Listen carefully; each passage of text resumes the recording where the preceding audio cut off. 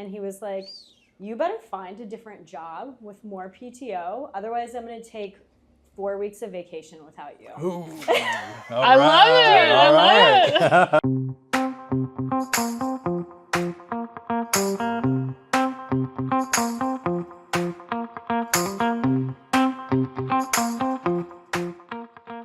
Welcome back to the podcast, Designed to Glide Well. As you guys know, Ethan and I have been recording solo episodes, and we wanted to bring on couples who we have been building alongside for the last several years, who we've gotten the behind-the-scenes journey, I guess you could say, to the good, bad, and the ugly of building a business and an intentional life. And today we've got Cassidy and Aaron who are joining us. We have gone through a lot of good, bad, and ugly together. And so I just want to spend today unpacking what that journey has looked like, because I feel like, at least in our experience, when we're talking to people, a lot of people are interested in building lives like we are and not doing the traditional 9-to-5 thing. And you guys are such a good example of that. And so I just want people to be able to see how other people are building their lives in a very unique way. So we've got some questions for you today to kind of unpack what that's looked like for you guys. So before we get started, I just want you guys to kind of introduce yourselves, what the past has looked like for you guys, and give people a little insight into what's led you to where you guys are at today. Yeah. You want to start us off? I'll start, yeah. So I'm Cassidy. I was a corporate engineer, corporate junkie, really. I climbed the ladder all the way up to the top and decided that that was not for me. Yeah. Completely burned out, didn't have any space to dream, think about what was next. And that's when we quit our jobs, lived in the van, decided to start investing in real estate. Yeah, there's a common theme. Yeah, but we're going to talk about that today. Live in the van. And that was about 9 years ago, and I got sober at that time. And everything that I've ever been proud of has been built after I got sober.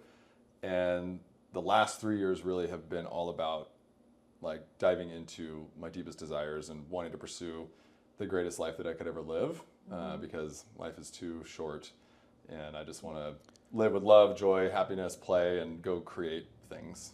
Yeah. So Love where it. I'm at. I feel like that's what everybody wants, right? But it's like nobody goes for it. You guys are too afraid. Yeah. Yeah. Even just saying it out loud is kind of like, It's scary. Yeah. Yeah, absolutely. Yeah. And I'm Erin, and also corporate junkie as well. Environmental science and resource management, though. So at least I had a really cool job. Yeah, you did. I was out catching frogs and hugging trees, literally. That was part of my job, with just a little measuring tape, hugging trees. And yeah, after a decade of doing that, it was time for a change, where we were we're so burnt out. Let's quit our jobs. Let's travel. And day 1 or 2 of being in the van, it was Cassidy asked me what I wanted to do with the rest of my life, and I said I want to have cool homes and cool places to be able to host friends and family. That was Check. yeah. So then the universe conspired in our favor, and the van blew up, and we were broken down, and we quit van life 6 months earlier than we'd planned, and immediately jumped into investing in real estate. Yeah. So I think we knew you for a little while before we knew what you did for work. Yeah, we followed you for maybe 6 months before we connected. And then when I found out, when you explained what you did, I was like, that's amazing. Yeah. That's so much fun. I would call her the swamp stomper. Yeah, because she would put on her bibs and she would go wade around in the wetlands, right? Yeah. And sometimes stomach, waist height. Oh yeah. Yeah. I guess for a corporate job, that's probably as good as it gets. Oh my God. Yeah. For college, going on field trips and doing that kind of stuff. My thesis work was being in a wetland every single day with chest waders and catching tadpoles and recording data and driving around in a little beat up truck. And being in the Pacific Northwest though, so I'm from West Texas, so the little bit of water that we do have, you don't necessarily get into. You don't know what's in there. You can't see further than an inch. But being in the Pacific Northwest, that's got to be incredible to get in that water, and not near as scary. It's still a little scary. Okay. It is, because a lot of times it's dark, it's murky. Oh, yeah. You don't know how deep it is. It could it could vary depending on the season. Like, This is why I'm scared of water. yeah. I'm But good. like that's the one thing I love about Pacific Northwest is the water is so alive. There's just life everywhere, right? Yeah. And we have a house out on Orcas Island, and one of the things that I love it's right near the water, and we go crabbing, but we'll just like hang out on the water, crabbing or just hanging out, and you'll see seals, whales, dolphins, like all the fish, just everything interacting with each other, and that's something that's just so great about the Pacific Northwest is it's full of life. It's literally like National Geographic. It's Yeah. the most gorgeous area ever. Yeah. It's so beautiful. Yeah. We were talking about you this morning, and I was telling Ethan that like when we get in these environments where we're around a lot of real estate people in particular, you are always one that comes to mind as like the low-key, coolest person we know, because you've got such a skill set that's so unrelated to real estate that like when we were hiking with you guys and you were like giving us all these facts about the plants and the animals and whatever, and Ethan immediately was like, what did we call you? Like Ranger Ethan or Yeah, something? Junior Or Junior Ranger. Ranger. Junior Ranger, yeah. I saw those videos again just the other day. They popped up on my phone. Yes. Yeah. Yeah, What a because great it's probably time. been a year, right? Yeah, And it's like, yeah. remember what you were doing Was last it a year? year or 2 years? I think it's 2 years. Yeah. It's been 2 Well, years. we need Yeah. to host you guys again, obviously. Leaving Say soon. less. We're in our Yeah. mobile era again, Yeah. so we're officially homeless. Yeah, but we're okay with traveling up north, Yes. doing the Yeah. Pacific Let's Northwest. go this crabbing time. this summer. I would love to. Yeah, let's go crabbing Would this love summer. to. Yeah. Yeah. I'll ask a few questions because I know we're going to get way deep into some of these. So. That's fair. Okay, one question I've got for you guys is like when you first shifted into realizing that you were living this life, you wanted something different. What did those internal conversations between the two of you look like? Were you immediately like the first time you presented going in a different direction, both of you were on board? Was it prickly conversations? Was it resistance? Like what did that look like for you guys?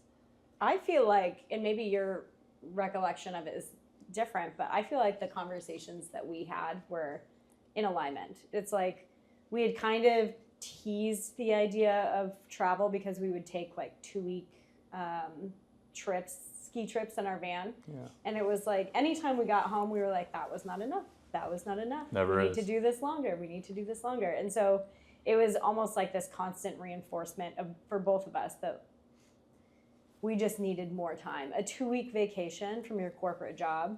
I had 2 weeks. Cassidy was a little more well-established. And he did tell me, though, this was a little prickly. He had like 6 weeks or something like that a year. And he was like, you better find a different job with more PTO. Otherwise, I'm going to take 4 weeks of vacation without you. I love it. I love it. That sounds pretty intense. That sounds pretty intense. I did say that. Exactly how I remember it. I did say that. Cassidy's like, I could have worded it better. You received it wrong. Yeah. Yeah, I know. Far more kind than that. But what it was I was recognizing the tension between what the jobs were doing to us and our relationship and freedom. Yeah. I didn't realize it at the time, but what I was really seeking in all of this is like the freedom to go do whatever I want to go do, and feeling this tension between being able to do that and not being able to go do that. So like something about me is like I will always speak up, but there's been a lot of times in our relationship where I feel like Erin is always a little bit behind me, but that's just like who I am. Like I'm a leader, I'm out front, I'm looking ahead, like visionary, like all that. And so there's things that I do, like I'll plant seeds, I'll start bringing things up, I'll see, I'll kind of test the waters. Just test the selling your waters. dip your spouse. toe in there, see what she thinks. Yeah, but for most things, like, and we talk about this all the time, how grateful we are for each other and how supportive and in alignment we are with going after our dreams. Yeah. Right? Like, I think about people I know, couples I know. Same. That I know that there's dreams, I know that there's desires, and they're too afraid to ask their spouse. Yes. Or the spouse has made it clear that, like, nope, you're going to work. Yeah. Don't think about anything else. You got kids, bills, all that. Security. This is what my dad is, what your dad did. That's Yeah. what we're going to do. And so that's one of my biggest like missions is to like give people permission to go live the life that they want to go live and go have the conversations with their spouses that they need to go have. Yeah. Because if you're not, you're going to live a life of resentment. Like just true and true. I think one thing you just said that I hope everybody just heard was that there is strength in you guys not being necessarily the exact same, right? you're the visionary, maybe you're not, but there is strength there, right? Like opposites do attract, and there is value there, right? I just think that's amazing. Yeah, I mean, You're not necessarily the one that's ready to jump off all the time, or maybe vice versa, but it's like one is and you're ready to support, or the other way around. I think that's incredible. You don't have to both be like all gas, no brakes. Yeah, you don't both have to be what most people would probably call us nuts, right? Like you don't have to both be that way. Yeah. I think that's really it creates a really good dynamic because like, especially in the past, I'll be like way too out in front or like changing too many things or, you know, like not as focused as I could be. And she's definitely grounds me and brings me back into like, okay, like let's just take care of the stuff that we need to right now. And that also has created just like, is that true? Is it not true? Right. Like, you know, like being able to bounce what is really necessary, what is really realistic, or like what do I need to be going and actually doing? Yeah. And when we were at the end of one of our projects in Tucson, it was like the last one that we've done really. Excuse me. And I was like wanting to get into hotels, and I basically had to like sit down and almost have like a breakup conversation with Aaron of like, okay, I'm gonna go do hotels. I'm gonna go do this. This is for me. This is what I want to do. I'm gonna go try this. You can come along, but you have to find your space and your role. This is not going to be Aaron and Cassidy invest in hotels. This is going to be Cassidy goes and does this. And that was actually one of the greatest things that I could have done for the relationship was create separation in our identities in the relationship, because there was a lot of like breakdown and tension of being the short-term rental real estate couple, and we were just so burned out. To create space and just have me go off and do my thing, it was very fulfilling. And it was very like, it was a big part of my growth actually, was to just go seek my own joy for my own personal fulfillment. Yeah. And not have it be tied to really the relationship. Yeah. Because we had created a little bit of codependency in what we were doing, because we were working our consulting jobs. We were Together. We were living in the properties while we were renovating them. We were managing operations. We were trying to stay healthy, which we were not at the time. And, and it was just like, Guilty. Yeah, I mean, relatable. Yeah, it's what happens. I mean, you know, you walked in today on a call about tile and thin set, and that's what happens. Like, it could be any time of the day, and you're having to like take attention away from yourself and take attention away from the relationship to work on the business. And that's what it takes for an extended period of time. Yeah, that is an era that I feel like all of us deeply relate to in the transition of like what was and then what we want it to be. Yes. Yeah, that's incredible. We obviously probably suffer a little bit of that codependency. Yeah, I feel like we're not in an era where I would consider it suffering yet, you know. Right. But I could see how it could get there, right? Sure. Because I think both of us are have a desire to be a leader in our own ways, and then you're in this close-knit space together 100% of the time. So like he is my only point of comparison truly, and vice versa. And so it does blur the lines of like what's mine, what's yours, what's ours, like what am I owning, what are you owning, and what's work, what's personal. And we've gone back and forth of like, you know, who's leading the ship in our relationship. And so that is a push and pull constantly. And you guys have had front row to a little bit of that as well, and have offered a lot of guidance and experience and help towards that. You've seen some good, you've seen some bad. I still remember when you were staying with us. That's right. And that week, things were blowing up, hot tubs. As they always do. And I was like, I mean, you kind of have to go through it though to be able to get out the other side. Yeah. And you guys made the shift. Like you we're like, we're going to keep doing this and we're going to get better. Yeah. And that's what it takes. That's the only thing we could do. Yeah. Or burn it all, right? I know. And for us, like there was just no like safety, and there was no boundaries, because because we were working our full-time jobs and we were investing in real estate at a very rapid pace, doing all these renovations, 2 homes a year. And it would be 6 o'clock in the morning and you have a thought in your mind about what height do we need that shower wall, because we have to get the glass ordered, and we have, you know, and it's 6 o'clock in the morning and you're being faced with these questions, and it's like, I'm going to scream. I'm going to freaking lose it. There's no safety in this relationship because there's no clear boundaries. And so having him say that he was going to separate off into hotels, and it's not going to be the Aaron and Cassidy show for this phase. And I stayed working my corporate and just kind of like focused on that for a bit. It was really healthy for us. It was like the breath that we needed. And so now one thing that we talk to couples that are working together, we're like, it's so good to have the separation. And it might feel scary at first because no one knows you and no one freaking cares about the projects as much as as much as you do. Like no one cares that much. But to have the separation is like I think my very first time where we were walking recently in the gym, and it was 7:00 in the morning, and she asked me a question about work, and I finally, for the first time ever, looked at her and said, do we have to talk about this right now? Can we just talk about us or whatever else, not work? And she looked at me, she's like, I think you were taken aback. I was, because we always talk about work 24, it just is it becomes the relationship to a certain degree, because that's the thing that you both are consumed by. Yeah, and if you hate the project, you don't want to hate the relationship. And if the relationship turns it, just no. And I was like, for the first time, I was like, let's just not. Yeah, it's okay if we pick this up at 10:00.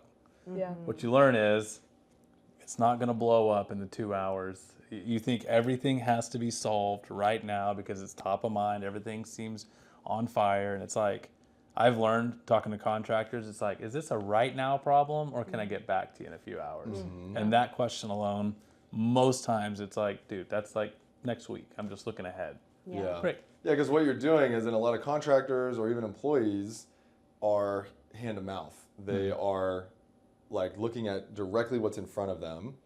And then if they need a question or like they don't know something, it's like they're just relaying and they're getting it off their plate so they can keep moving to the next thing. Right. And so then if you get pulled into that, then you're just operating in a hand to mouth or in a scarcity way, essentially. Frantic energy, chaos. Not being a leader. Yeah, not being a leader, exactly. Right. But being able to pause, maintain your energy of who you are, and ask powerful questions, and then you just get to go and operate throughout your day. It takes a lot for someone to get there, though. I think that there's this mentality that we have struggled with is, like, are we the captain or are we the crew?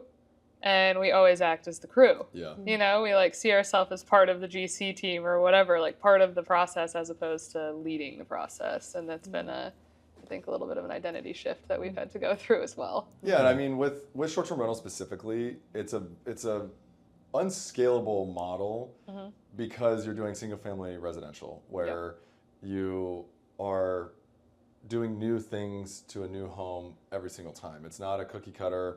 So there's new problems, there's new questions. Like, yes, you can create systems and all that, but like, it's still construction. Every house is different. Seasonality changes, material issues. Like, it's just each one is a mystery box. Each one is a box, right? And so, and then there's the issue of profitability around single-family residential, right? Which is why we teach the velocity of money, and I try to encourage people to buy bigger. Yeah. And I always use Michigan Lake houses as an example of what not to not to buy. Yeah. If we only knew what we know now. I know, but you got to go through it, and we went through it, right? Yep. But understanding that, we can afford to hire people when we go bigger. Yeah. Or if like we raise money or whatever it might be, instead of just you're buying a $300,000 house, there's no margin, so you have to do everything yourself. Yeah. You have to be an operator. You have to be there painting the walls or installing the sink or whatever it is. Or be okay being upside down on it. That's your your toss up. Those are choices, Yeah, exactly. Yeah. Well, that leads us into a really... Yeah, you guys have obviously had some massive change in the last 10 years, massive growth. We've gotten the privilege to follow along with a lot of it. But if you guys could go back 10 years ago and tell yourselves a few things, what would that be? Yeah, we've been investing in real estate for 6 years now. So I would just tell myself, start now. Yeah. Like, to even have a 4-year jump on what we did, what we built, to have an extra 4 years. Yeah. Especially what's happened in the last 10 years. Yeah. It would be completely different. Like, the trajectory is still just like, you know, the earlier you get in, the earlier you make that change, the earlier you make that decision, the more time you have to build. Yeah. And so, yeah. Great point. Just get started. Just do it. Don't be afraid. And like, also 10 years ago, more energy, more. Yeah. Oh my God, yeah. More, I was doing the math. I'm like, oh wow, I was 24 years old. Yeah. I could have done anything. I know. right. Yeah. Yeah. I think that there's this, like, at least I know for myself, I had this mindset that you had to, like, eat your shit sandwich before you were, you know, qualified to, like, jump off this ledge and, like, buy real estate and, like, do something cool. And now looking back, I'm like, there is such a huge advantage to doing it when you're young, you're messy, you're scrappy. And so I'm just so thankful that we decided to jump off when we did. And I can't imagine having waited a whole lot longer, because it feels like the risk is a lot higher when you've got kids or people that you're relying on, or a bigger mortgage, or like, you know, all of these things that all of a sudden add weight to the idea of you doing something different. And so when you're young, it's so much easier, even though it doesn't feel like it should be. I mean, we were older when we started, right? So Yeah. I'm turning 40 this year.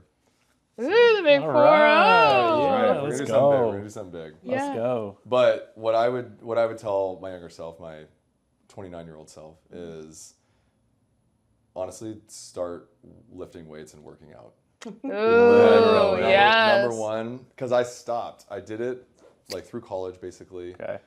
and then I just started doing like the fitness classes, and I was also drinking, and I lost a lot of what made me me. And I believe that everybody's an athlete. I believe that every body needs to move. Every body can benefit from lifting heavy weights, like very specifically lifting heavy weights, not just going to the classes. Yeah.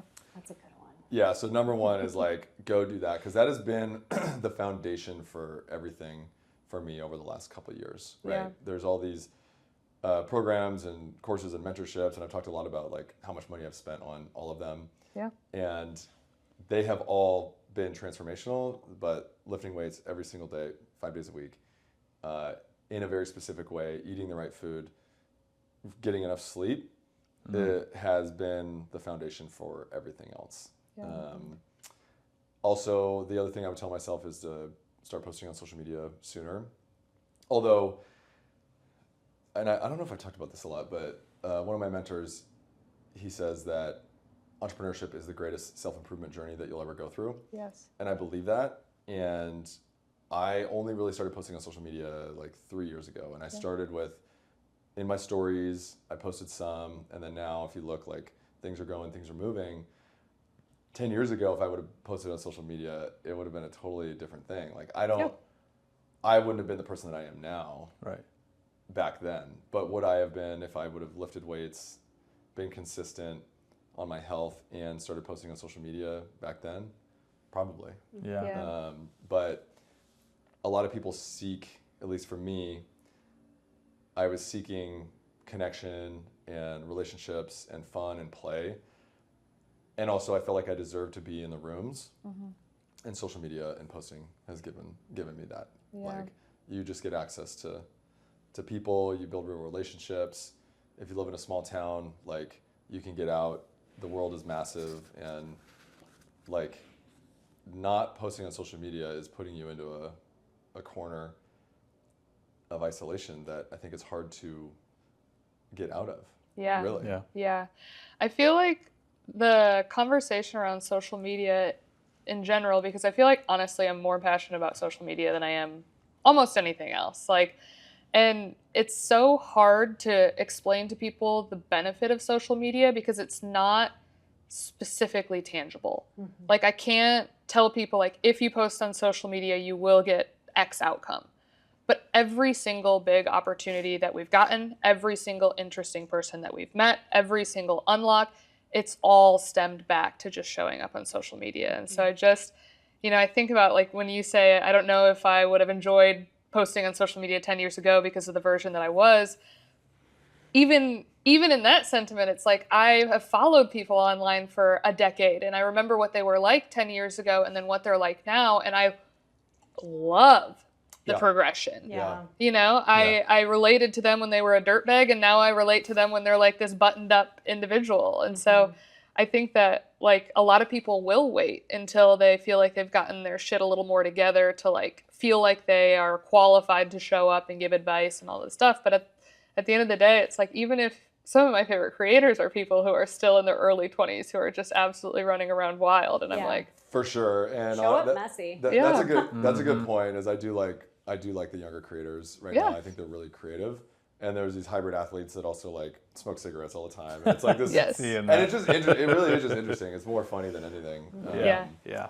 But I think people are afraid of what other people will think of them. Yes. And what they don't realize is that by posting on social media, that's how you eliminate the fear. Yes. And that's how you create freedom for yourself, because most of us are trapped by these fears that keep us small. And by putting yourself out there, feeling the effects and being safe and realizing that there are people out there that are just trolls. Yeah. That nothing really matters and that you get to go just create things and do things, like you become free. Yeah. That's what freedom is the ability to not care what other people think about you, to go create what you want to go create without fear of judgment or repercussion, even if those things may come. It's so funny, by posting on social media, you create the confidence in yourself that allows you to just go operate in the world. Yes.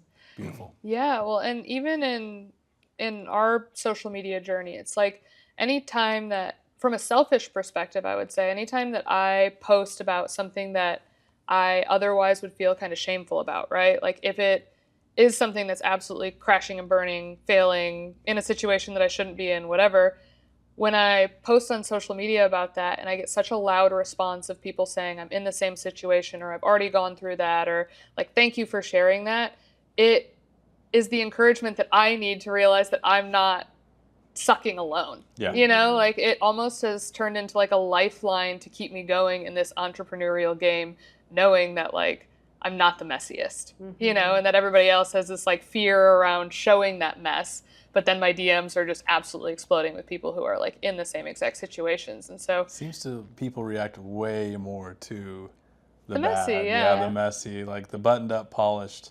Nobody likes that. I mean, it's beautiful, right? But it's like the messy is where people really interact. It's authentic. Yeah. And that's what people relate to, especially in this generation of social media. And it's like, that is your personal brand, showing up as yourself authentically. Yeah. Especially with like AI and stuff. Yes. Like being a true messy human in the messy human experience. Yeah. People are going to be like, hell yes, I resonate with that. Yeah. I fuck with that because that Yes. is me. Yeah. That is me. Yeah. Yeah, we're talking about we didn't want to do social media in our 20s, but we might be uber famous if people want messy. I was messy. Yeah. Yeah. Got it. Yeah. King messy, really. Yeah. Yeah. My thing is always my parents, you know, Yeah. like, and my parents will watch this podcast, right? But I think that in the back of my head, I have such a high respect for the reputation that they've built. And that's not, they've always been very buttoned up, right? Like they were born buttoned up. They were born buttoned up. Yeah. And so it's one of those things that I always try and like in the back of my head, protect their, you know, relationship or their perception for other people, and trying to like carry on that buttoned upness. But like they know I'm not as buttoned up as them. So I'm sure it's more in my head than it is anything else. But I wanted to go back to your first sentiment about how, if you could give yourself advice 10 years ago, it would be to start lifting and really focus on your health. And that's been a huge cornerstone in both of your content as you've started showing up on social media. Why do you think that plays such a big role in your success now? Like why do you consider that the foundation? For me, it was an identity shift. Being vulnerable, like admitting things out loud that I was never able to admit before, showing up messy, and like realizing that I didn't have all the answers, that I needed to get in community, that I had these goals that I was going to have to challenge my existing identity. My big goal for last year was I want a six-pack. I've never been able to say that out loud. That terrified me. Yeah. And it was all of this conditioning that I had my entire life of like, it's not in our family genetics. It's literally impossible. huge source of insecurity. And I was like, that's the biggest, loftiest goal I could ever imagine. The first time I ever told anyone, I burst out into tears. Like, I wouldn't even tell Cassidy about it because I was just like, that makes it real. Yeah. And I'm not Yep. ready to deal with that emotion. Yep. So even just like that piece of it, that very, very, very beginning piece felt so raw, and it was like a levee that broke through of like, oh, like this is healing, this is transformational, this is such a bigger identity shift than just like checking a box. Yeah, the vanity side of it wasn't as much of it as the There mental was side of it. There was so much. And you got the Wrapped. 6-pack. Yeah, I did. Yeah, That's amazing. At the end of October last year, 2025 was like, that was my big like reveal photo shoot. Cassidy took photos of me. That's fun. I didn't know you took those photos. Yeah. Okay, very cool. Oh, very cool. okay. Cassidy Not for letting anyone hire. do it in there. Ah. No. Yesterday, I can't. Yeah. Hey, Ethan, you want to take my wife's photos? We're not talking about that today. No, honestly, actually, I would recommend, like, even if you're not lifting weights or training, like, Yeah. like couples should go get a photo shoot together, or like go take each other's photos in that way. It was a lot of fun. It was Like, so I was fun. talking to somebody else about that literally last night. Yeah. About how powerful that is, but it was for their family as well, and they just Yeah. were like, yeah, it's such an important to do that. milestone. I know. Yeah, That's we- what I was saying to them yeah, last we've night. had Is I photo was like, shoots we were before. really good about that, and then we just Not many with their shirts off, though. not yet. No, not Not yet. yet. Not yet. Put it on the calendar. Yeah. In fact, That yeah, photo shoot. speaking of like speaking it out into existence, I haven't shared my journey this year, my health journey at all on social media, mostly because I think what you just said, it's like, turns real, Yeah. right? And then all of a sudden, either you have to do it or you're a failure, Yeah. right? And so that's scary. That's really scary. And so I showed, other than Sarah, a couple of photos that I've taken, I showed the very first person last night a photo of my before and current, and they were like, "Whoa!" You know, Congratulations. they're like, "This is incredible." It's all because I've been talking about it this entire time we've been here. But for her to see it, she was like, "Whoa, that's incredible. That's amazing." And I was like, "Oh man, maybe I could talk about it. you You know, can. maybe I You could put can. it on there." It's a big part of what you're doing right now. Right. Yeah. Especially, you know, with what you shared with me, you know, in more detail. I won't share it Yeah. here, but if you want Yeah. to share more about that, I think that's a big thing. I think Yeah. there's a lot of men that need to see other not toxic masculine men, Right. successful, open-hearted, funny, playful, like Yeah. talk about their health journeys, and it gives people permission to actually go do it. Health Yeah. journeys are weird because Yeah. every dude's different. You see a dude online and he's like, "Wow," or "I would like love to look like that," and then you find out maybe they are on some sort of enhancements. Or It's gear. you just don't know, you know. So it is really tough looking online and seeing people and not knowing exactly what it is that they're doing. Yeah. And you hear, at least for me lately on social media, it's like 3 months of locking in. You know, it's like somebody that's overweight, 30% body fat, and then all of a sudden in 3 months they're like chiseled 6-pack, and I'm like, A lot that's of not how I look in 3 months. a lot of those Yeah. people are coming off of a bulk. Yeah. Yeah. So they've already built a ton of muscle, Right. but they were bulking, so they're coming off a bulk, and or they're using some sort of hormone replacement, TRT. Which is fine. Yeah. I would just like for people to maybe yeah, say that. Disclaimer. Yeah, a small disclaimer. And there's nothing embarrassing or about that. Like, I just don't understand. Yeah, why I don't it's- care. I just don't want my reality to be determined off of that when I Right. don't have the Yeah. full I look picture. in 3 months in my photos, I'm like, okay, yes, I'm impressed. However, I don't look like that. You know, so. Yeah. So to answer your question, because Yeah. I could speak on like the fitness component for hours, Yeah. to show up to the gym 5 days a week, let's say 3 days a week, to lift as heavy as you can every single time, to actually physically change your body, and to see the results over an extended period of time. Like, I look different than I did 18 months ago. Yes, you do. My, Yeah. Both my of you face do. shape has changed, my structure, my muscles, my like. How you both hold yourself, even when you're like subconsciously, your aura is different. Yeah, and so doing that builds the confidence to do anything. Yeah. You're forced to confront your limiting beliefs about yourself, about the world, about your own habits, about how hard things are, about your willingness to do what it takes. because to do it in the way that we do it, it's called progressive overload. You literally have to lift a little bit more every single time to tear the muscle and build the muscle, right? And maybe you're not doing that, and you don't have to do that, but that's really the way to change your body and change your life. To just show up to the gym and just kind of throw weights around, you're not going to look any different. You're not really going to feel any different. Waste of time. It's kind of a waste of time, right?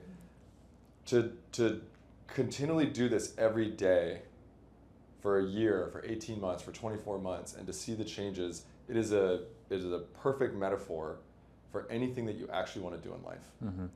If you want to build something sustainable, if you want to be a great father, a great husband, a great brother, if you want to be a great business owner, whatever you want to be in life, it is going to take daily, consistent actions to create the long-term results that you're looking for. Yeah. You can gain, let's just say you can gain 5 pounds of muscle a year.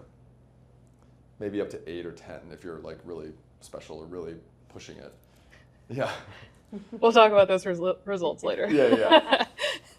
But that means when you do the math, that's, if you went every single day, 7 days a week, that's about 1/5 of an ounce of muscle every day.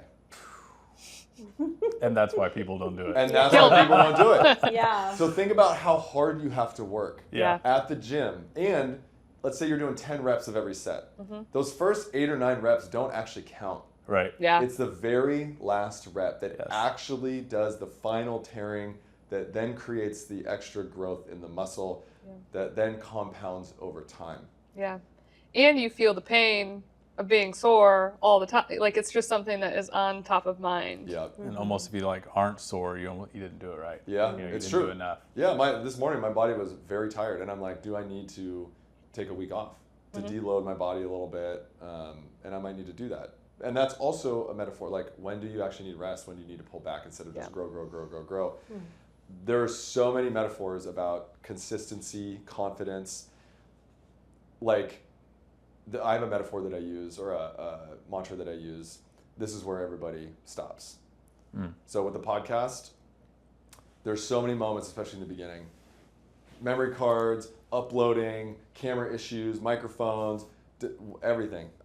And in the moments where I'm like getting frustrated or like doing all those things and something's not working, I'm like, oh, this is where everybody else stops. Yeah. Like literally one little thing, a memory card doesn't upload, or it takes hours, or whatever, that's where everybody stops. Scheduling a guest, I don't have any episodes, what am I going to do?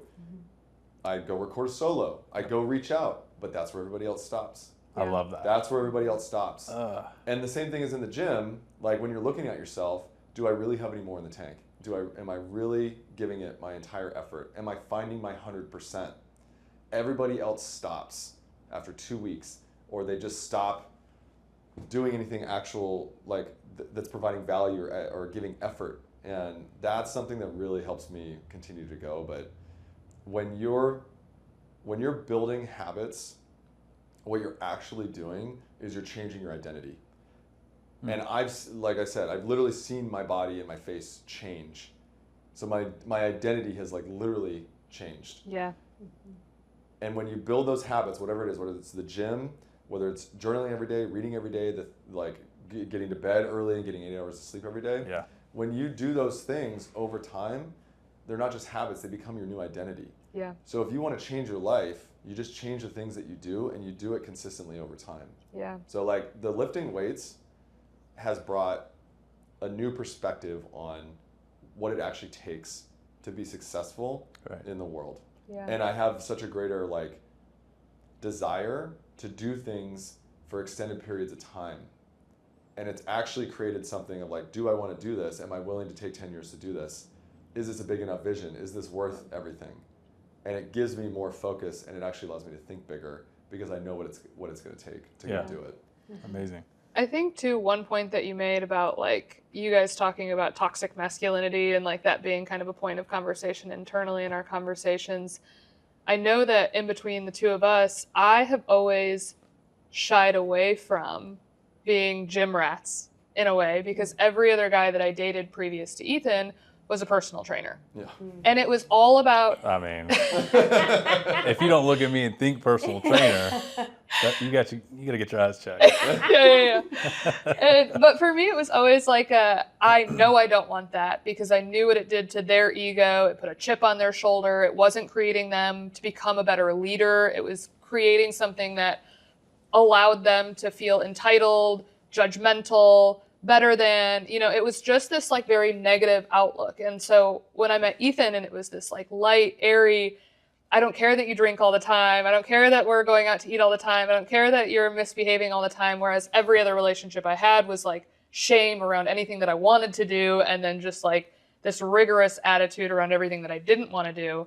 When we started lifting, I just was like, I'm so scared that you're going to turn into that. That just comes with the identity of being in shape. That's been a discussion or two. Yeah. It's been a discussion or two. And so I think it's so healthy from a woman's perspective as well to see men who are not stepping into this toxic mentality by getting into shape, and it in turn makes them better leaders. And so I know that like in this process of becoming more confident leaders, trusting ourselves, staying committed to the process of getting healthier, it also has like healed that side of my perception of men who are very in shape, where I was like, it may look good, but like inside it doesn't, So that's been a big shift for me in this process as well. Yeah. Yeah, and I also think what's really cool, we're seeing a shift. Like, I believe like throughout history, kings or rulers, they were always like, especially in movies, you notice they're all fat, right? They're all really big. Yeah. And even all the way up until here recently, like big tech CEOs and everybody that we look up to has always been overweight,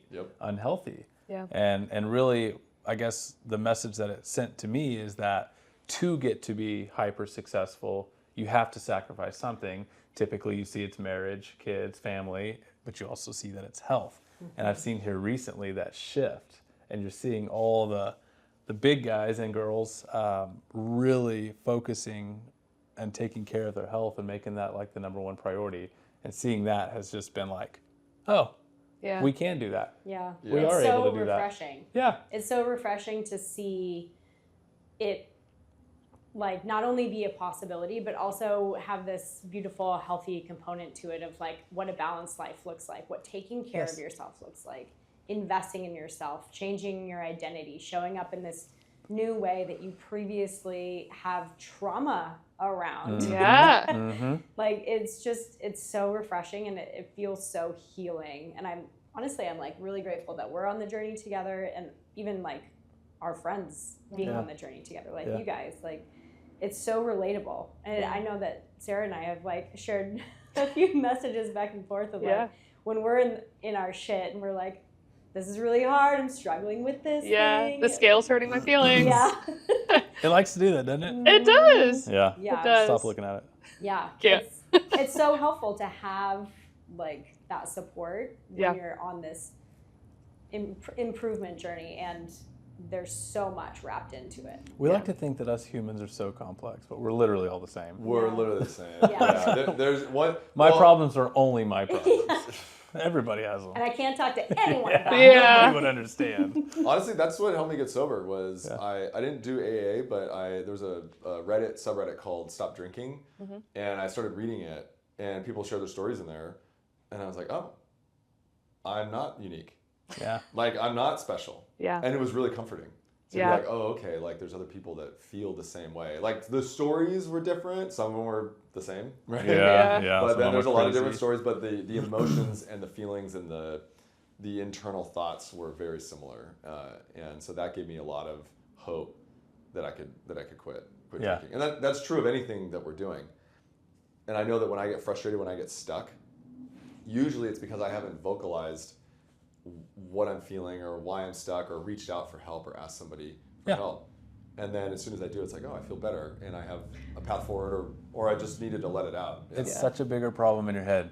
Yeah. And the moment you let it out, the response from somebody else is like, oh yeah, here. And you're like, dude, I've been sitting on this for weeks. Yeah. Why? And that's just Suffering in silence and isolation. Yeah. When will I learn? Well, let's switch gears just a little bit. I had a really good talk with Fede this morning in regards to AI. He's obviously super just into it and infatuated with it, and I know at least you are as well, and see the value in there. I know Sarah and I have really struggled a little bit with that, in a sense that we don't know necessarily where we could or should plug into it. And so I know right now there seems to be, we're at this weird spot in history where there's a lot of people that don't know what to do, okay, what steps to take next. And so my question is where do you guys think that aspiring entrepreneurs should be spending their time and energy in today's world? Ooh, well, fitness and Sobriety. sobriety. Yeah, everything we've talked about. Yeah. So everything that we just talked about, literally, getting in community. With regards to AI, what I did was I invested in a weekend where it was completely heads down, dedicated to building, and it was a facilitated weekend. And I know that there's a lot of people that are doing these now, and the focus was to work on one thing and basically come out of the weekend with like one thing built. And I came out of the weekend with 3 things built. Wow. Because it was that easy.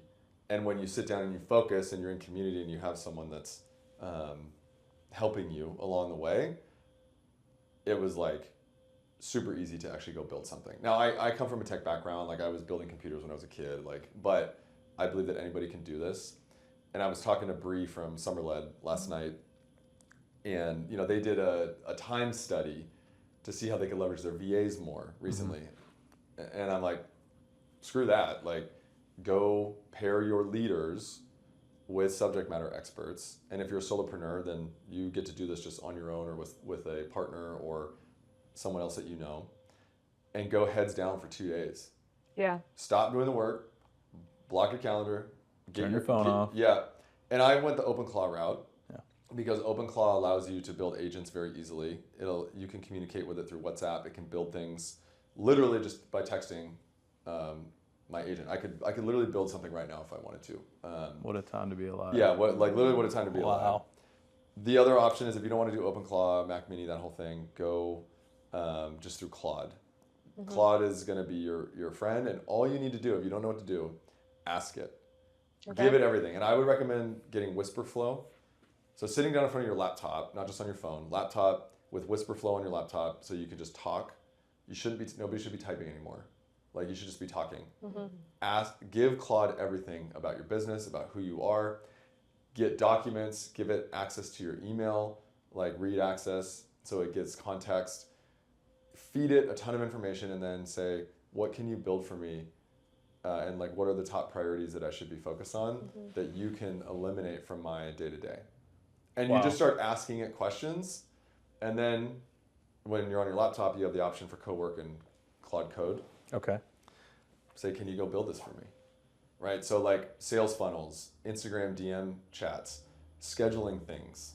Like, it literally will schedule all my appointments through, and it knows the colors and it knows exactly what to do. You got to spend some time setting it up, but it's literally just talking to it. Yeah. Especially with OpenClaw. Yeah. And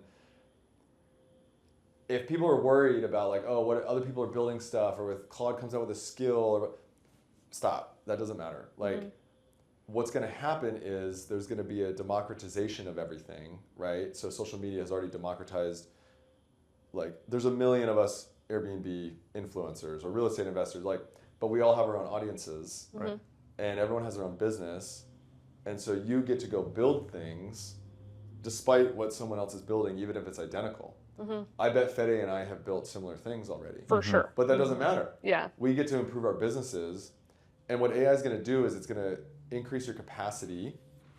So like, if you're capped on revenue, if you're capped on clients, if you're capped on whatever, if you have a bottleneck or a ceiling, it's going to increase your capacity to take on more. Or it's going to reduce tension and create efficiencies right now. Those are the 2 main things that I think. And also, it will create new.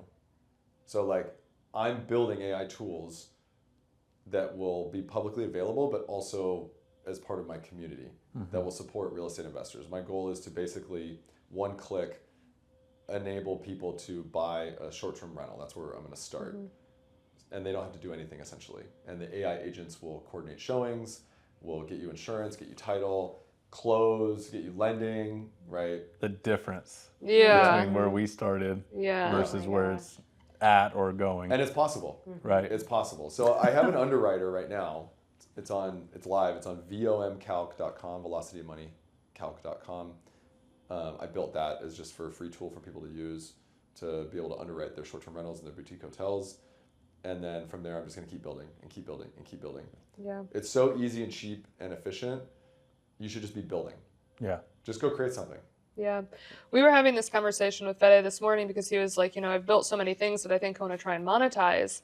And part of my curiosity around AI in general is it's like, why would people buy it when they can build it? Mm. Like the second we kind of get our legs under us on understanding how to use AI, just like it, we had to do with social media, for example. It's like, why would you, like B&B Calc, for example, you just built B&B Calc for hotels and B&Bs, and B&B Calc is something that they've been investing in for forever. They've, marketed the whole 9 yards.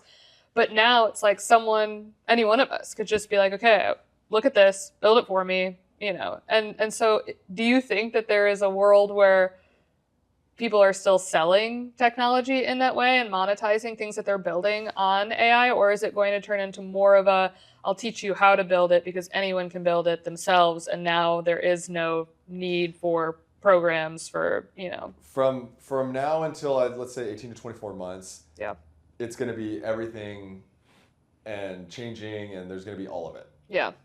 And then I don't know exactly what the stabilization will look like. There's going to be some consolidation at the top, right? There's going to be companies buying and consolidating technology. But the truth still remains that there's two types of people in this world. There's the people that do, and there's the people that don't. And so that will still be true. Yeah. And AI can do a lot of things and will, but you also have the people aspect behind it. That are they willing to build it? And you guys may find you don't want to build anything and you use Fede's stuff. And I think that's fine. Yeah. Because your role or other people's role might not be to build. Yeah. I still think people should build, and then you understand it and you know what good looks like and all that. You even know like what questions to ask or what problems can be solved for you just with the experience of like tinkering and figuring it out. But as far as like what you were saying about like there are people that are going to be building, but there's people that are just not going to build. Yeah. And they will be looking to people that they relate to, people within their community, people that they associate with, and be like, whatever tool you're using, that's the one I want. Yeah. And it's another part of like social media in a way. If you do decide to have that building aspect or have a toolbox of tools that you use or the people that build for you, it's going to be just another like reference point of like, I want the tool that Sarah and Ethan use. Right. I'm super excited to rewatch this episode in 18 to 24 months to see how right or wrong we were. I also think that it increases the value of the personal brand. Because it's like anyone can build the tool, that becomes much easier. And so the people with the best technology right now, maybe that's their edge because maybe they don't have the personality to like connect with people online in that way. And all of a sudden that's going to reverse because it gives everybody else who's been more personable and less able on the back end to like build out these things to now build them and leverage their personal brand much more. That's really the way that I'm looking at it is like it's another value add for the community ecosystem. Right. And so the vision for my community is not just to create financial freedom or enable people to buy short-term rentals. It's to be able to solve all the problems for real estate inside of the community and create an ecosystem. Right. So like if I have the AI tools along with the personal brand and the experts, and I have my podcast where I bring in guests that have been on my podcast into the community, and my community members get to speak one-on-one with the podcast guests that I've had on, that's a value add. AI tools, value add. Personal brand, like now it's an ecosystem. It's not just a piece of software. Right. And I love B&B Calc. I use B&B Calc. Like we use B&B Calc in the community, right? So now we'll be using my tool and leveraging and then continue to build and iterate. The other thing is I just want to build. Right. I just want to see what's possible. Right. And then if I'm creating more financial freedom for people, if I can help people quit their jobs and go live the life that they want, and it's through a piece of software, and I think that that's possible, I'm gonna go do it. I'm gonna go do it. Right? And that's part of the whole transformation I've been through. Like, I could sit with all these fears and rumination about, is someone else going to build this? Is it going to make money? B&B Calc exists. AirDNA, blah, blah, blah, like CoStar. I don't care. Yeah. I'm going to go build it. And we're going to go see what Yeah. happens. It's never been a better time to do it. Yeah, you have to have that almost artist mentality about it, because otherwise it's overwhelming and it feels like, what's the point? Yes. I know that we have gone back and forth in the conversations around AI, because it's like everyone is in this frenzy, like this, oh my gosh, I have to learn this new thing, like the time is of the essence, like there's just this like chaotic energy around what do I need to be paying attention to right now. But I think when you approach it in a way of like, I'm a builder, I'm a creative, like this is an extension of my play, then it turns into something that's like not overwhelming, not stressful, not anxiety ridden. And it's such a better way to approach this shift that everybody's experiencing. It's part of the work that I've done in detaching myself from the results. Yeah. Right. And when you can detach yourself from the results, but still maintain a focus on your goals, especially with a purpose. Yeah. If you have a purpose and you're like, okay, I think I want to go do this thing, you know that it's going to take a while to fulfill your purpose, or you're fulfilling your purpose along the way. So whatever the outcomes are that you're trying to achieve, you can't guarantee anyways. But if you're driven by purpose and you say, I'm going to choose this vehicle for my purpose, then you get to go do that. And that's how you then go discover everything else in life, right? You can't connect the dots looking forwards. You can only connect the dots looking backwards. Yeah. And so if you're trying to achieve a very specific result, try to do that, but also detach yourself from the results and like, just go build and go create, and then you'll see the things that open up for yourself. Yeah. Love that. Yeah, being results driven. Because I think both of us, like me, especially being like oldest daughter, high achiever, all the things, it's like I am so attached to the result. Because I get stuck on this one thing where I'm like, this is the goal. I'm not going to quit until this goal is achieved. And then the bar moves every single time. And it's just this like wheel that I've found myself on over and over and over again, where it just doesn't feel like I'm at a place where I can celebrate my own wins or feel good about the progress that I've made because I all of a sudden am introduced to somebody who's further along or whatever the case may be. And I think even some of the conversations that we have had, it's like, I have reached a point now where I'm like, I am on my own timeline. You cannot rush me. You cannot tell me what to do. I am no longer motivated by that. And that's been a big shift in between us and our conversations as well, where we're just like, what we're searching for, even if it's unclear, is searching for us just as hard. And we're trying our best and we're being creative and we're putting our best foot forward. And at the end of the day, that is enough. And we don't need to be. That's what it is. That's what people don't understand. They think that it's something different, that entrepreneurship or business ownership or free, like that it's something different. What you just described is what it is. Yeah. That's the journey. That's the thing. And it's all required to get you to where you actually want to be. Yeah. And then while you're on the journey, you sit in gratitude. Yeah. You take moments of gratitude. You be present. Yeah. Like literally, you have Hard to. to do. It's so simple, but so hard. It's so hard. Yeah. But like we were working 9 to 5. And now we're just like going and hanging out with our friends. We're going to these conferences. Yeah, what is Shooting it, a podcasts. Tuesday? Yeah. And we're just hanging out, Yeah. Like not literally. going to work and logging in. You're so And right. trying not to feel guilt about that or like That is the strangest thing. We worked for this, then you get it and you're like, I feel guilty. Yeah. Yeah. Isn't that weird? Yeah. What's the guilt? I don't know.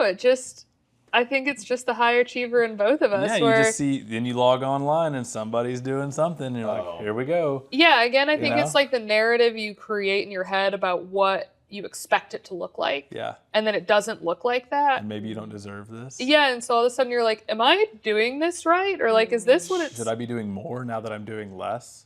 Yeah. You know? Yeah. Now that I've been able to clear my calendar, like that's what the goal was. We talk about freedom. Right. Now that it's clear, I'm like, uh-oh. Yeah. You don't necessarily feel any different, right? Yeah. Right. Yeah. No, yeah. And Exactly. that's the big thing that I just had a conversation with my coach about the other day was that I spent 6 years grinding, Yeah.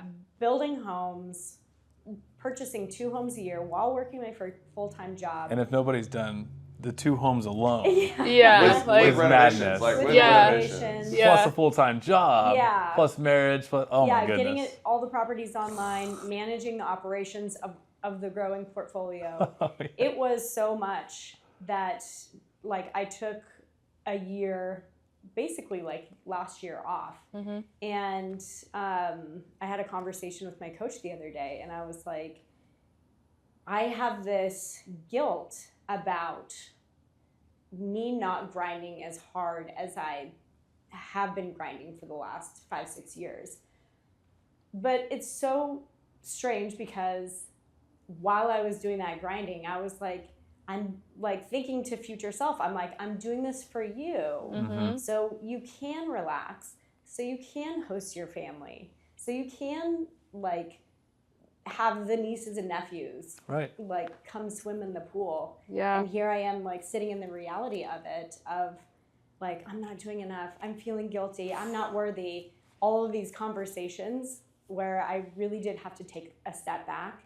And like one morning, all I did on a trail run on that same trail that we took you guys on, I was totally thinking about you guys, was like gratitude. For like 90 minutes on my trail run, I was just like, I'm grateful for this, I'm grateful for this, I'm grateful for this, because it's so easy to be caught in the I'm not doing enough.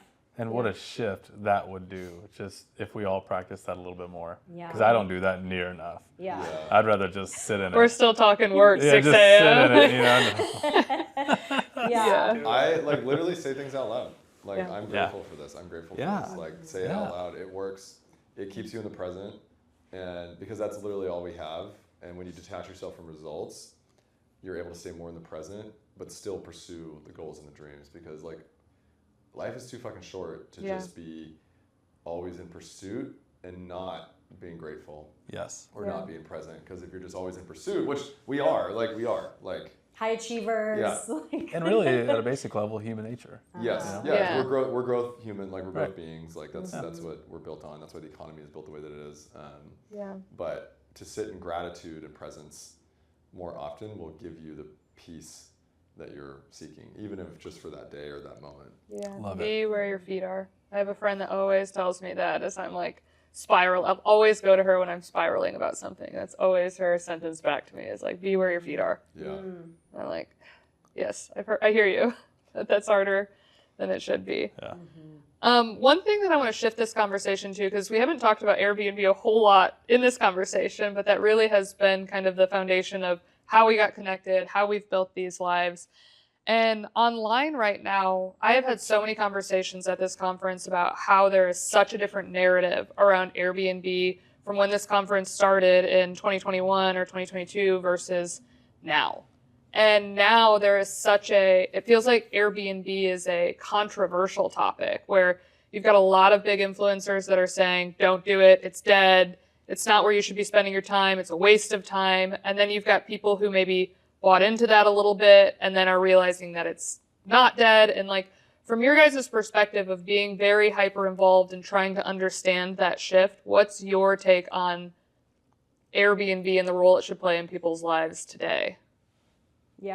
There is so many different ways that you can make money through investing in real estate. And it can be, some of it can be a distraction, but choose one that like aligns with your values and that you feel like you can successfully enter the market and do a really great job. Like for us, it was short-term rentals because we started very, very small by renting out our spare bedroom in our 2-bedroom, 1-bath condo. I love that story. For $35 a night. And then from there, it was, okay, that's when it clicked. That's when we gained the confidence to then go purchase a single family home for the sole purpose of, this is an investment. We're going to be the best in the market. We're going to be heavily design focused and blow everyone out of the water and see what we can like really do. And that was such a huge unlock for us of what potential there was. And so it was just the next transition of, okay, how do we improve? How do we build? How do we continue to just rinse and repeat this same thing? And for us, it was not only, it was the cash flow of like, you're just naturally going to make more money per night than you will on a short-term rental than you will with like a midterm or a long-term rental. So number one was the cash flow. Number 2 is the tax benefits, because Cassidy and I were both working our W-2 jobs, and to be able to get to the end of the year and do the cost segregation and depreciation and not owe any taxes by the end of the year when we had like good jobs. Yeah. That was incredible. That was life-changing. Life-changing.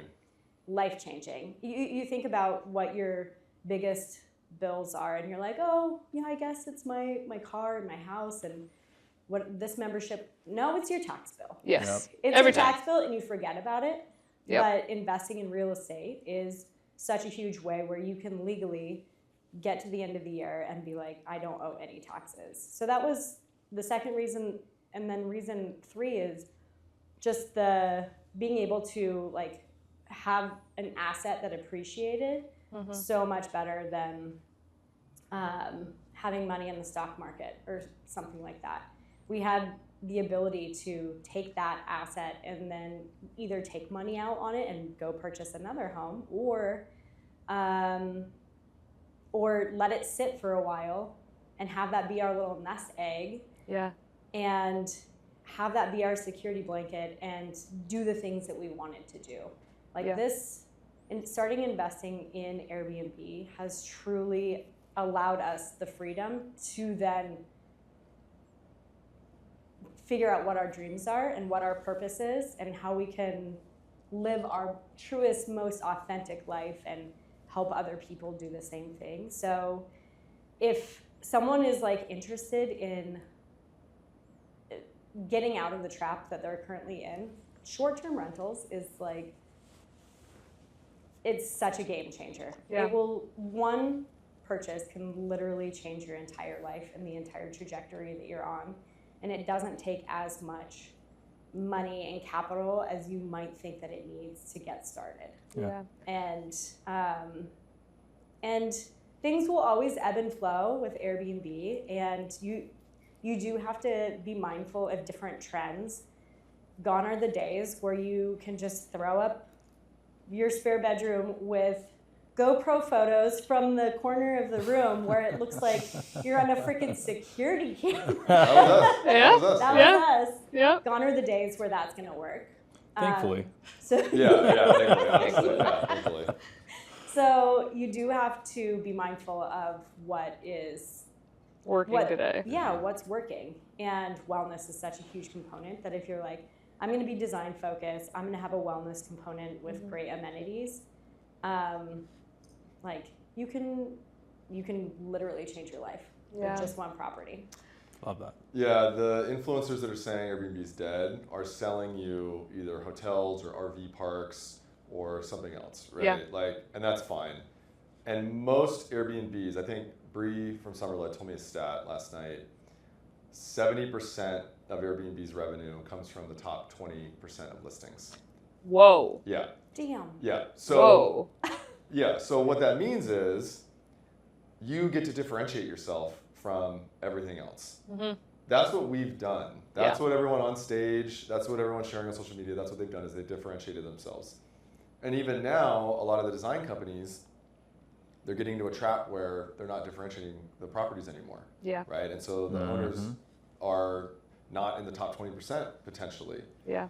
So I believe the way that we teach Airbnbs in our community, where we help people get out of their jobs or just buy the best Airbnbs they can, is not just to buy turnkey, throw some Wayfair furniture in there.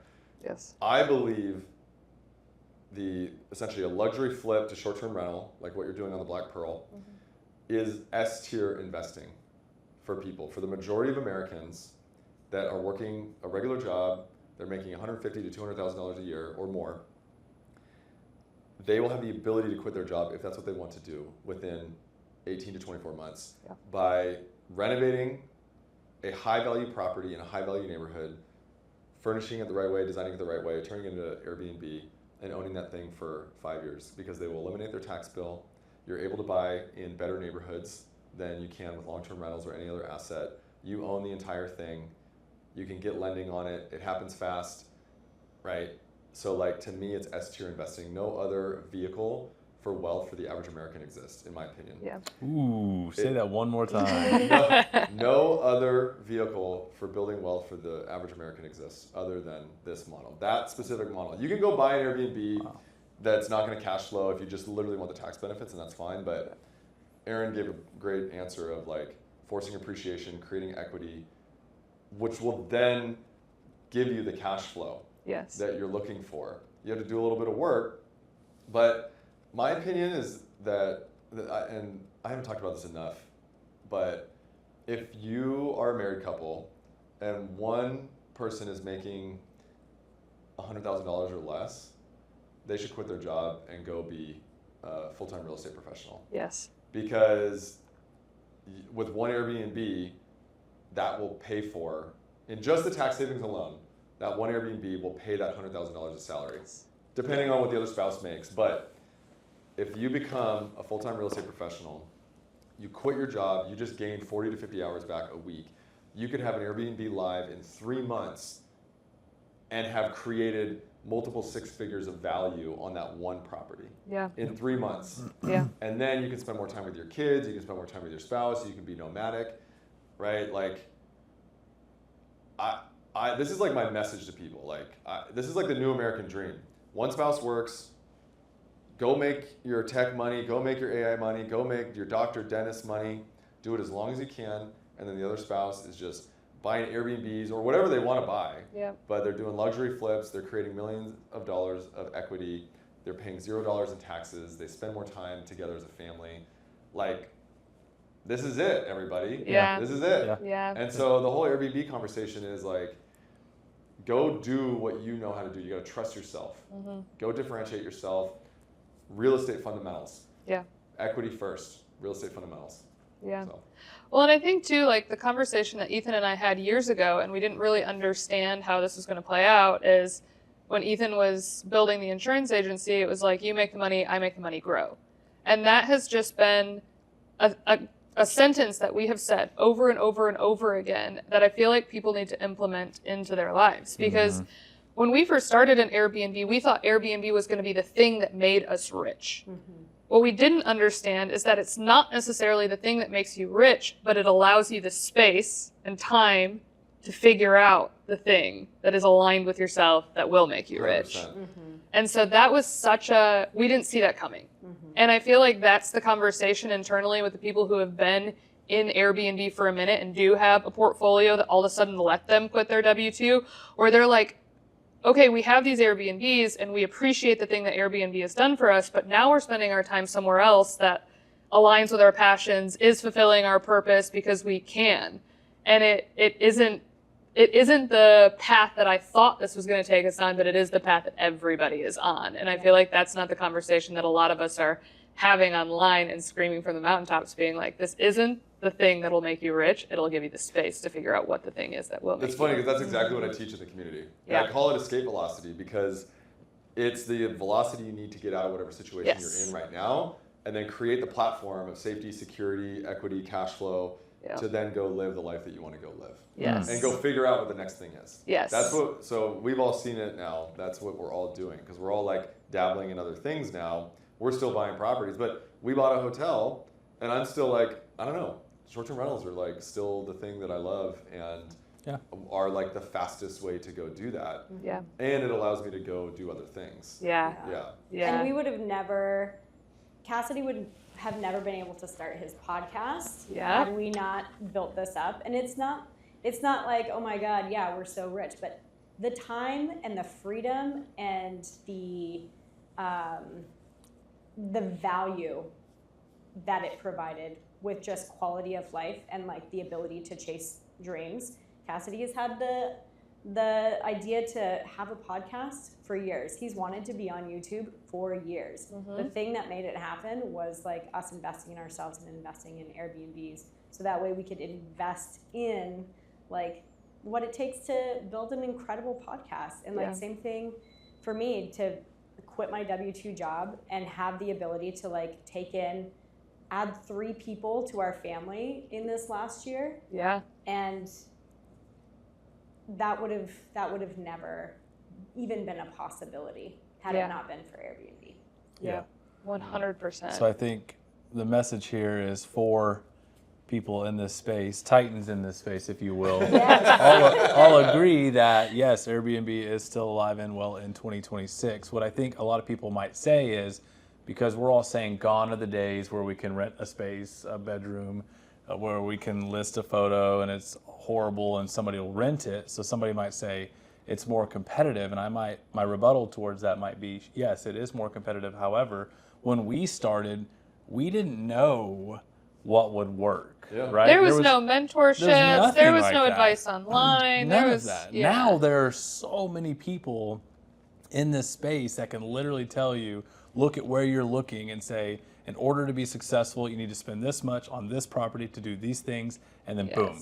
That did not exist. No. So no, gone are the days, of course, of taking a photo and listing it and renting out a bedroom. But here are the days where you can literally plug in with a mentor and then be told exactly what it is that you need to be doing to be successful. And that can also be a trap. Is like, here's exactly what to do. Sure. But like when I run comps in the community for the members, we go into any market and I'm able to identify where the gap in the market is. Right. Right. You could very easily, just by searching on Airbnb, look at, okay, how many guests are they sleeping? Who has a hot tub? Who doesn't?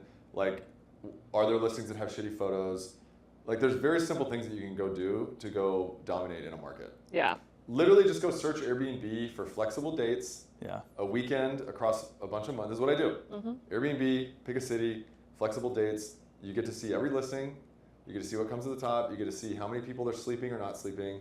You get to see how terrible the photos are. You get to see the lack of amenity, the lack of care. There's no top 10%, 5% listings in a market, right? Like, it's actually very easy, in my opinion, to go create a product that can go dominate a market. Even in markets like San Diego, Austin, like upstate New York, like Maddie and Skylar are doing, like these established markets, you just get to go figure out what resonates with you and go create the best version of you in a property, and weave in some very simple data points about like hot tub, sauna, cold plunge, you know, like it's not as hard as people make it out to be. Yes. Couldn't agree more. Yeah, I think the narrative is intimidating online about how the competition is increased, but it just feels like the risk is lower.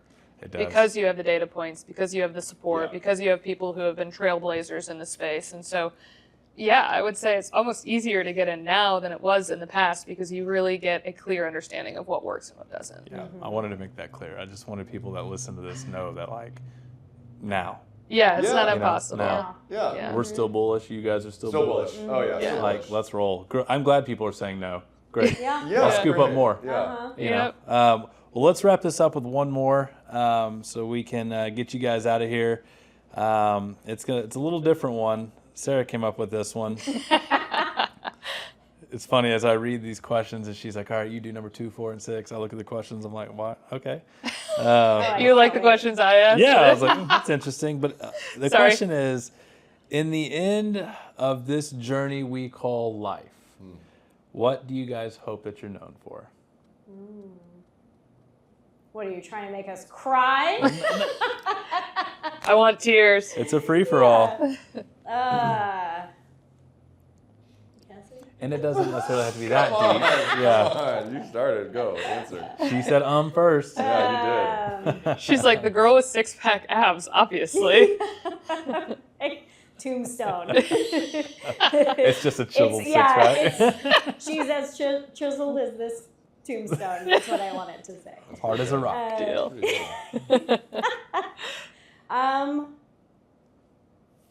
would say generosity and just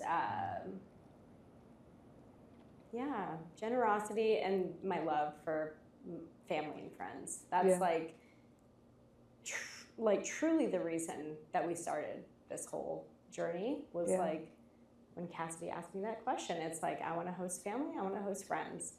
And as someone who has grown up with a very scarce mindset of like, I have to hold it all so closely to me, otherwise it will disappear. The ease and the freedom that I feel being able to like bring people in and host people and share experiences is life-changing. Like it is healing for me and my life and my trauma to be able to invite people in and feel a generosity that I've never been able to feel before. And I want that to continue to grow. Or maybe that was never given to you. Yeah. Yeah. Yeah. Wow. She Great wasn't answer. going to feed people at her wedding. Yeah.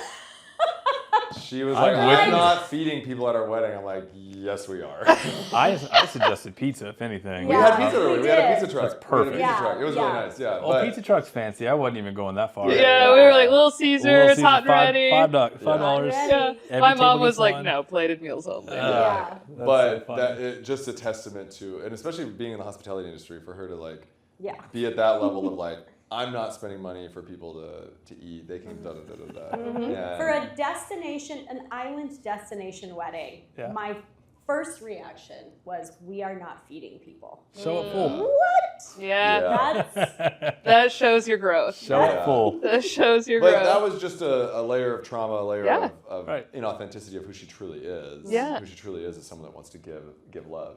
Yeah. Yeah, and that's really shown through in the last few years. I love that. For me, I want to be known for being playful, passionate, vulnerable. I want to be known as a great husband, a great father to these nephews.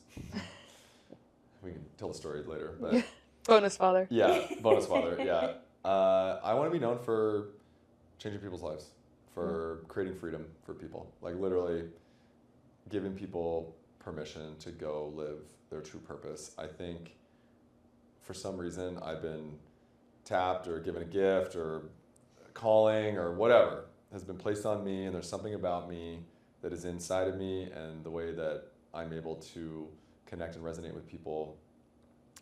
It's my purpose to go create freedom for people. Love That's it. it.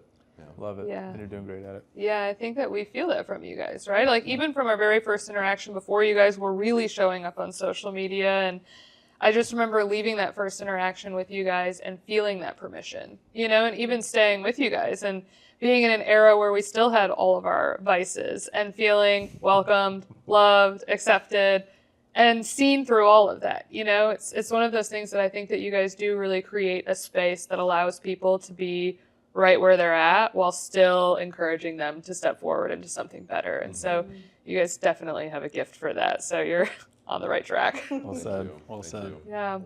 Well, thank you guys so much for this conversation. I'm sure it's going to inspire people. It for sure inspired me. So for all of our listeners, thanks for listening in again. We'll catch you next time.